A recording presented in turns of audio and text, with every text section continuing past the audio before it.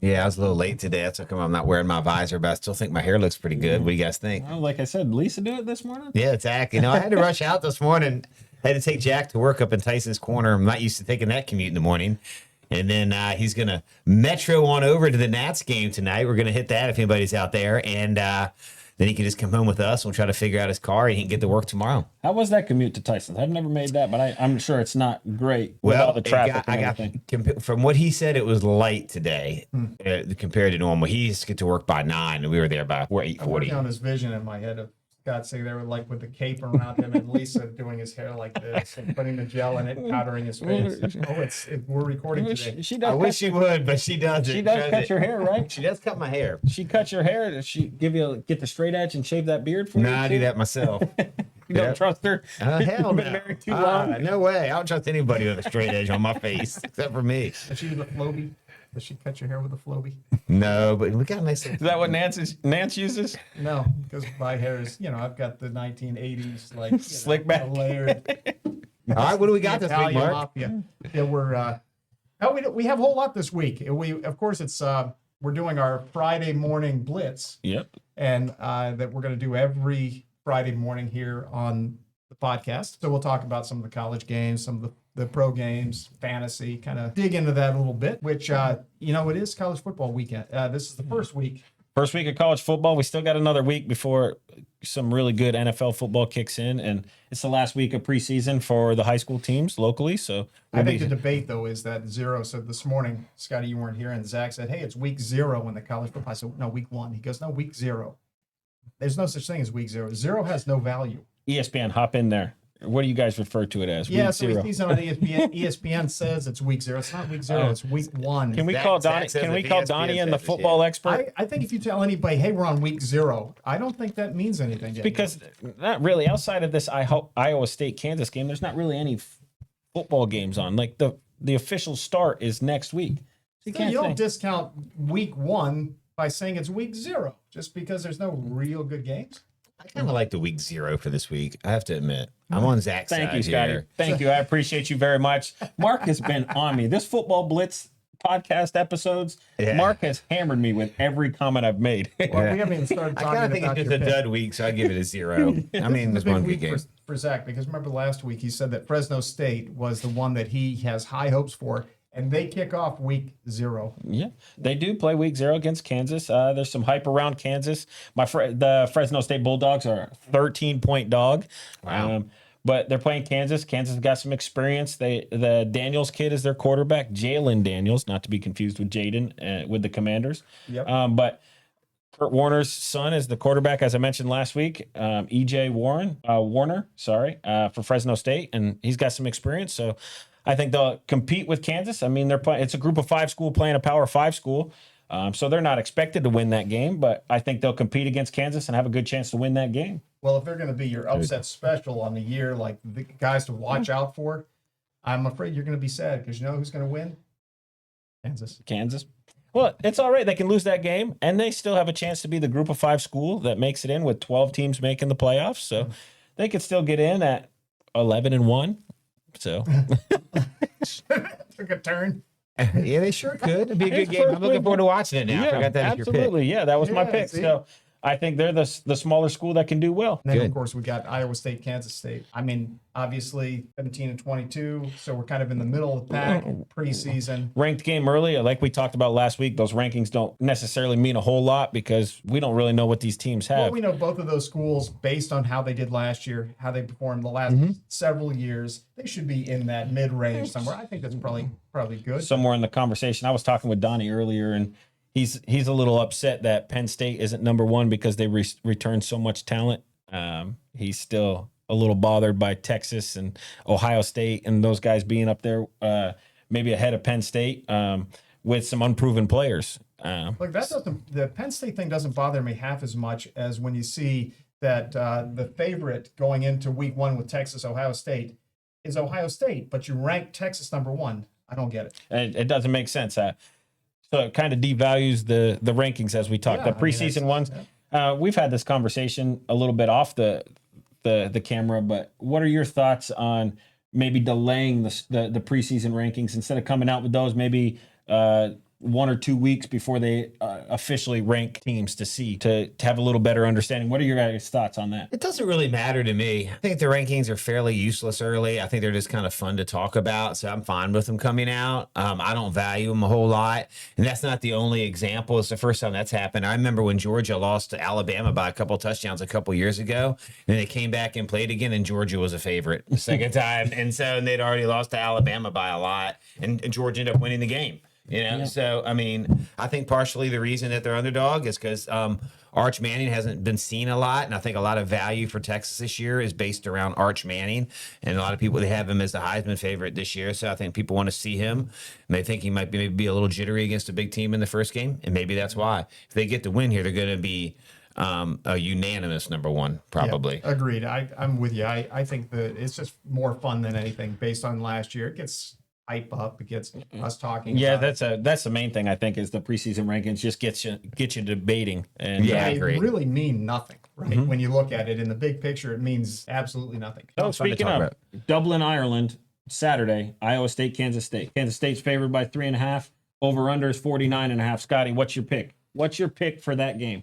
My pick for that game, I'm not touching the game itself, but I like the under. These boys are traveling to Ireland. That's a decent trip. I think they're going to be a little tired. I think the defenses, I think they won't be as sharp. I mean, the defenses will probably be a little better. I'd take the under 49.5 in that game. I think it's going to be a low-scoring game. Agreed. I like the under, and I like Iowa State. I'm with you. I was waiting to see if anybody picked a side. I'm going Iowa State. I'll take the dog in that game. A slight dog. Field goal dog. Agreed. Makes sense. So the smart play is probably Kansas State in the over. Yes, always Yes. Okay, All we right. want to move on and talk about some NFL. So let's go to this is the what we call the Friday morning blitz here at the CYA Sideline Podcast. So we have got a few new developments in the NFL. One being Dylan Gabriel's comments that he made about. Well, he didn't. He says he didn't make them about Shador, but I think all of us watching when he did it, it was clearly about Shador. It was clearly. I think you're right in that it could clearly be interpreted as a dig at Shador. Yeah. Shador is that loud, boisterous player, and I don't think it's necessarily in a bad way. He's handled himself pretty well with interviews this year. I know there obviously he dropped quite a bit in the draft, and he's always talked to the reporters and said he's just happy to have a chance. He mentions that he didn't go to a Power 5 school right away. So I think he's been humble when he's talked to reporters. And I'm not sure why Dylan Gabriel thought that was the right place, especially of a teammate. Maybe if it's a guy in another locker room and you want to take a dig at somebody like that, I can understand it a little bit. But it's a guy I know you're competing against each other and say you're competitors, but you're working for the same organization to try to accomplish a goal. So my question to you guys is, if the roles were reversed with so much attention on a guy like Shador, how do you think that's received? Because I think it's kind of been swept a little bit under the rug because it's a guy like Dylan Gabriel that's kind of a quiet guy that there wasn't a lot of drama or anything around him in the college game. But if the roles were switched, how do you think that would be perceived? I think I have my opinions, but I want to hear it from you guys. Well, I think it'd be perceived differently just on the sole fact. I don't know. I haven't followed this story that much on the sole fact. And this is kind of the give and take of being so popular in the press as Shador Sanders because of his dad. Yeah. I think that it would be more hyped because the press just follows Shador Sanders more and loves him, and there's a lot of hype around him. And that's the only reason I think it would probably be a little more. I don't think it's a big deal to make that comment. It's a comment he probably shouldn't have made, but I don't have a problem with it. Totally agree. I think it's blown out of proportion. These are young guys. And the fact of the matter is that Dylan Gabriel was selected before Shador in the draft, and yet Shador gets all the press. So he is, and Dylan Gabriel is now assessed it as because he's an entertainer. Mm-hmm. I mean, quote unquote, right? Okay. Is that why he's getting press? Maybe. But Dylan Gabriel did pretty well in the game, relatively speaking. Threw a couple of picks, but I thought he played pretty well, and he deserves some recognition for that. Neither one of those guys should be starting because they're young guys. Unless you just want to get fans in the seats, we've talked about this. If Shedeur Sanders starts, the only reason I think you do that is because you want people to fill the stadium. Okay, that's kind of true then. He's an entertainer. I mean, So you based on think that. he's so here's my first question. Of the 2 preseason games, Shedeur played one half, Dylan Gabriel played one half. How would you rate the 2 halves? I'd rate them both equal. Equal? Yeah. I think they had. It's preseason. I don't value it. So I couldn't even rate it. And Well, then I'd still do what the Browns did. I'd still start Joe Flacco. Just because that gives me a good solid foundation. Let's build off of that. Because as young guys, they're not, they may throw a great ball, but they're going to throw a terrible ball. They make a terrible read. They're going to make errors. And Joe Flacco might make errors, but I think the consistency in that guy, even though he's 40, 50, 60 years old, whatever he is. he's up there. Yeah, I think it's a better bet for them. I like it. So I'm not necessarily in agreement with you there. I'm just maybe it's just the Browns being the Browns. I don't understand how you theoretically then wasted 2 draft picks on quarterbacks and where you have other needs. Obviously, they had a quarterback need, but you drafted 2 guys that you don't think are good enough to play, who were hyped extensively in the college game, right? Both of those guys played in big-time games, in big moments, and had pretty good success, right? Dylan Gabriel's team was a little more successful than Shedeur, but I think they both played in big games. And you're going to choose Joe Flacco or Kenny Pickett over those guys? I think you're in rebuild mode. You're not rebuilding with Joe Flacco behind under center, and Kenny Pickett. We know Kenny Pickett hasn't done anything in the NFL. So I just think the Cleveland Browns should commit to the rebuild and let one of these young guys. I don't care which one it is, but I think it's a huge mistake not letting one of those guys just go play and learn. And you could say mistakes will happen and all that, and there's a big learning period, but that goes back to Peyton Manning. Think about his first year. He set the record for interceptions. you can look at a lot of those guys. And John Elway. I mean, they struggled early on, but they need those game reps because at the end of the day, the NFL is a different beast than college football. So I just think it's a mistake. I don't care which one started, but I think the Cleveland Browns should be playing one of those younger guys instead of 45-year-old Joe Flacco. Yeah, but even then, it's still only they've been professional football players for 8 weeks or whatever. I mean, I get it. I think this eases them into it. It takes some of the, because what happens if you put Shedeur in and it's a terrible game. They get blown out and it's everybody's now going, oh my gosh, you should have taken Joe Flacco and put it. What are you doing to Shedeur? He just got the crap beat out of him. I mean, it can go the other way too. But what about the Titans? They're going to start a guy. I mean, you think about it. Yeah, You guys, that's because they had Will Levis. They had no choice. Are we really sitting here talking about the Browns and the Titans this long? Maybe the 2 worst teams. Let's talk about somebody good. Just a little quarterback debate. Just kind of going back and forth, but Cam Ward's going to be a guy you're going to throw to the Wolves, right? You're in a situation where the Titans are in a rebuild because they didn't have a quarterback. Cam Ward was number 1 pick in the draft. He was, but everybody said Shedeur Sanders would have been the number 1 pick in the draft, and I think there was some stuff there. He was capable of being in the top 5, and I think Dylan Gabriel was easily capable, based on his college statistics, of being a top 3 round draft pick. He fell to the 4th or 5th round, I think it was, but he was capable up there based on his college numbers. So I think based on the teams that are rebuilding, I think it's better to go with the younger guy and just let him take his lumps and learn in the process rather than going to some washed up old guy. I know Joe Flacco had his time and he won a Super Bowl and all that. No disrespect, but come on, man. Hey, if you're watching, Joe, he just called you a washed-up old guy. That's not me or Scotty. That's Zack. I think the Browns are going to be awesome. And as Scotty always says, we want to know your comments too. If you guys Love to hear this, I'd love to hear it. I know we're probably all crazy. Joe Flacco makes it no longer than week 5. Oh, I would agree with that. No longer than week 5. They're going to figure out who's going to that come long? in. Oh, he'll live. But it sounded like you there'll thought be a he new was gonna be quarter. dead. There'll be a new Yeah. quarterback by week 5. There you go. I can't argue that. I would agree with that. What's the over-under? So you're saying the over-under is 4? 4.5.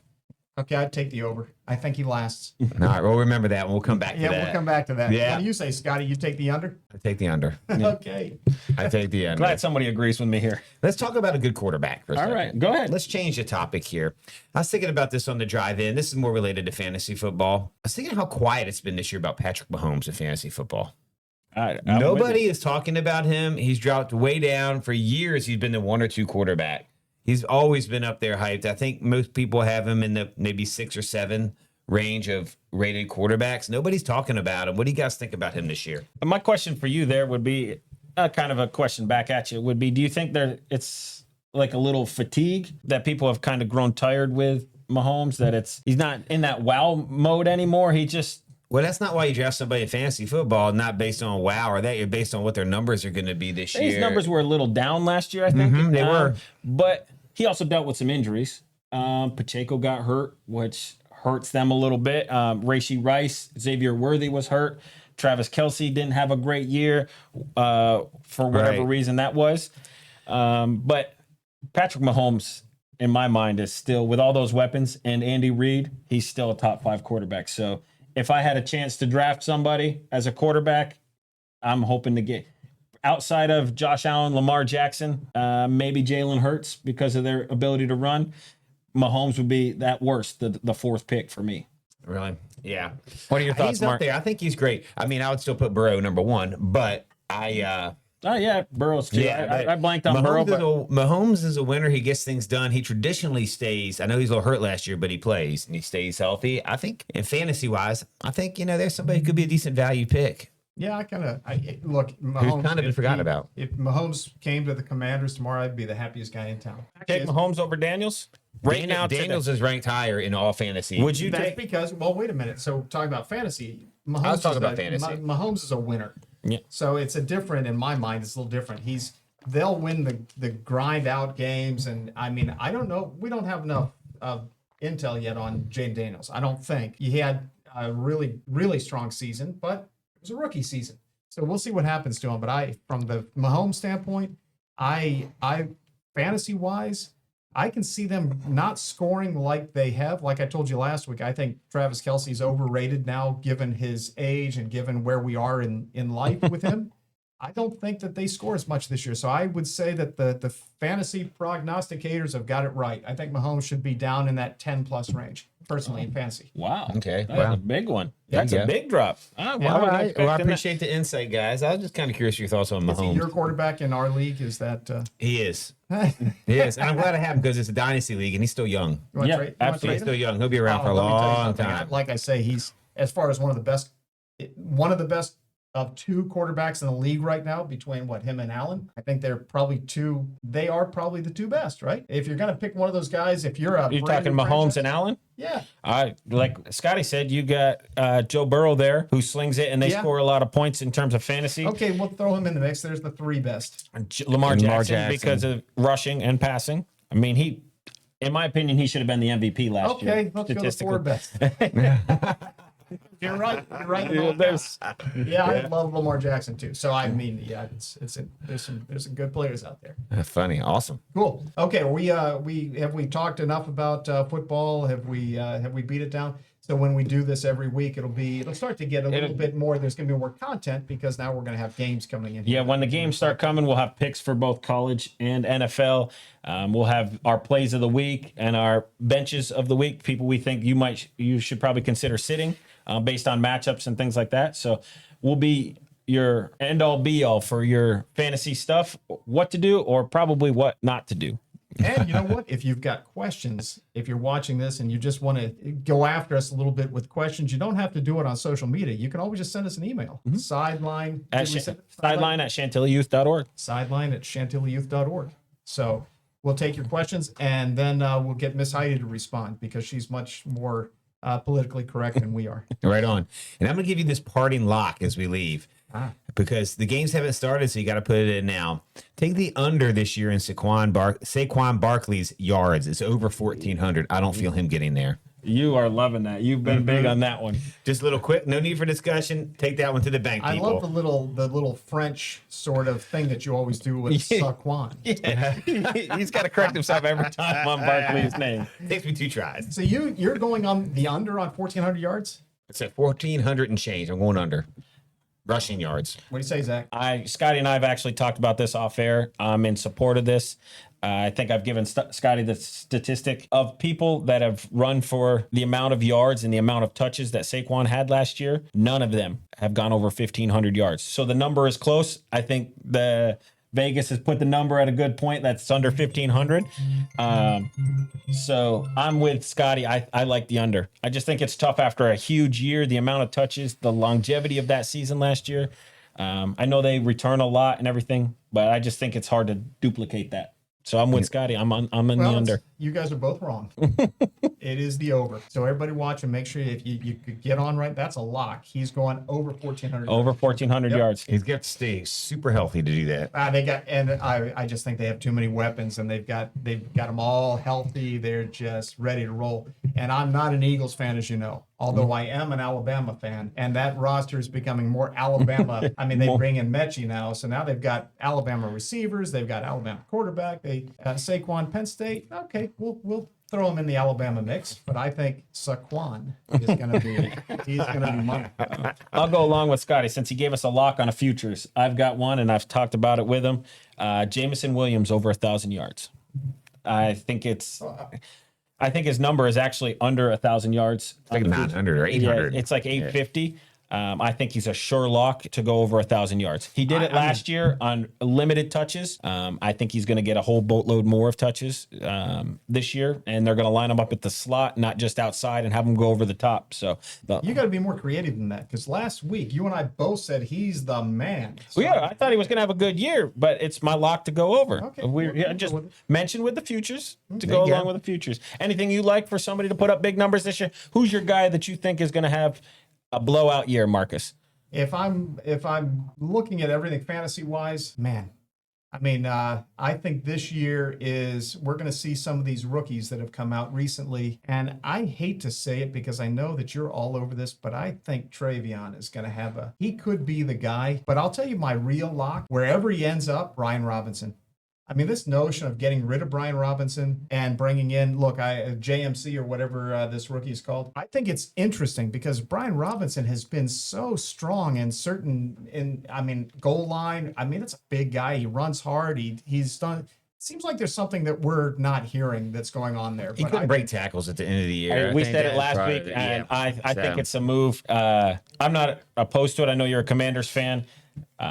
But like Scotty said, he ran into a lot of tackles and he didn't break away. And I think it was time to turn the page. And the Commanders have removed a lot of people that came from the old regime. They don't have a lot of people left. They don't have a lot of draft pick left. So I think they're just trying to turn the page and go with their quote unquote their guys that they've brought into the organization. So I'm not opposed to it, but I know as a Commanders fan, you're. Well, and I also like if I'm again looking at rookies, Harvey out in Denver. I think he's going to have he's going to be an interesting guy to watch, even though they brought in now. I was going to ask you, how do you think Dobbins plays into that? I think it's running back by committee. I mean, that's Sean Payton's thing. So I would suspect that that's going to be the case, but I can see him doing really well. And so there's a lot of guys. I think a lot of neat.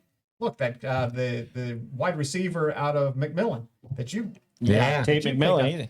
I think he could be really big. There's going to be some interesting rookies. I think that's we'll track them as we get going here. To touch base a little bit back on your R.J. Harvey and J.K. Dobbins, I think both of them, no matter what, help Bo Nix. It's something he didn't really have last year was a run game. So I know Bo Nix had a good rookie year. I think that he's someone to watch who could blow up because he's got a couple good receivers and he's got 2 solid running backs there now. So look for Bo Nix as a guy that if you can't get one of those big name quarterbacks because they go early in your fantasy draft, look for Bo Nix late. Hey, we're going to be talking more about Denver as the season progresses. I think they're going to be a really tough challenge for. You think they challenge the Chiefs in that division? No doubt about it. I would say for sure. Can't wait to see how it plays out. It's going to be an exciting season. It's going to be fun. Remember to tune in on Fridays. Yep. Thanks a lot. See ya. See you next week.